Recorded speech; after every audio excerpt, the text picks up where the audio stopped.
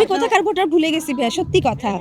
প্রতিটা ভ্যালেন্টাইনে চেষ্টা করি কাজ করা। দেশের অবস্থা ঠিকঠাক থাকলে একটা ডেট দেওয়া আছে, দেশের অবস্থা ঠিকঠাক থাকলে শুটিং হবে। একদিন আমি ক্লাস করি তার কাছে, আর যেদিন আমি ক্লাস করি তার পরের দিনই আসলে আমার মা অসুস্থ হয়ে যায়, যার জন্য আমি আর কন্টিনিউ করতে পারিনি। আমার ভালোবাসা মূলত আমার কাজ। যে যাকে ভালোবাসে তার সাথে ঘুরতে যায়, আমি কাজ ভালোবাসি, আমি কাজ করি। আমার আস্তে আস্তে একটু দেরি হয়ে গেছে, কারণ আমি রাস্তা ভুল করে ফেলেছিলাম। এই পিকনিকটা আমাদের কাছে অনেক গুরুত্বপূর্ণ, আমার কাছে অনেক গুরুত্বপূর্ণ, কারণ অনেক দিন যাদের সাথে দেখা হয় না, এই পিকনিকের মাধ্যমে তাদের সাথে দেখা হয় এবং একটা হিউজ মিলন মেলা হয় আমাদের। আসলে পরিচালক সমিতির পিকনিক তো মানে আমাদের সব বাঘা বাঘা পরিচালকদের একসাথে পাওয়া। এই সুযোগটা আমার মনে হয় না কেউ মিস করতে চায়। আর ছোটবেলায় এত এত পরিচালকদের সাথে কাজ করেছি, তাদের যখন আবার নতুন করে এরকম পিকনিকে কিংবা এরকম প্রোগ্রামে পাই, তখন আসলে খুব ভালো লাগে, একটা নস্টালজিয়া ফিল হয়, যার জন্য আরো চলে আসা। পারফর্ম করতে বরাবরের মতোই ভালো লাগে, এটা তো আসলে নতুন না, অনেক বছর ধরে আসলে করে যাচ্ছি।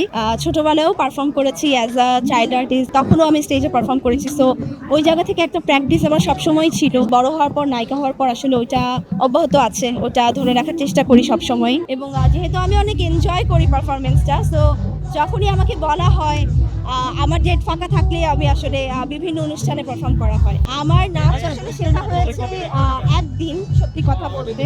আমি তো নাচতে পছন্দ করতাম, অনেক পারফর্ম করা হতো। আমার মা আমার জন্য নাচের একজন টিচার ঠিক করে, যিনি বাসায় এসে আমাকে নাচ শেখাবেন, সবকিছু ঠিক হয়। এবং একদিন আমি ক্লাস করি তার কাছে, আর যেদিন আমি ক্লাস করি তার পরের দিনই আসলে আমার মা অসুস্থ হয়ে যায়, যার জন্য আমি আর কন্টিনিউ করতে পারিনি।